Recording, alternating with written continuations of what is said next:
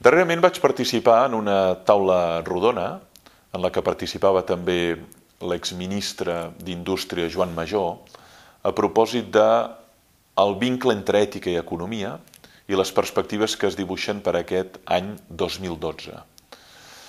La tesi que vaig mirar de defensar és que bona part de la crisi que patim és perquè s'ha produït un trencament entre aquest vincle. El vincle que uneix ètica i economia s'ha trencat, de tal manera que bona part de la crisi que tenim, per no dir tota, ha estat causada per una petita minoria de persones que, buscant el seu benefici personal, per tant oblidant-se de l'ètica, dels principis i dels valors, han tingut o han generat conseqüències de caràcter global en persones i col·lectius que no la van generar.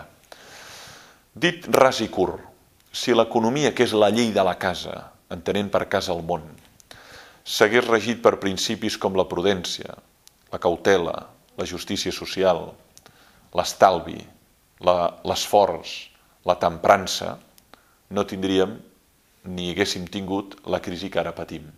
I això és un avís per a navegants a les escoles de negoci, que és precisament on emergeixen els directius i els executius que porten bancs, organitzacions multinacionals.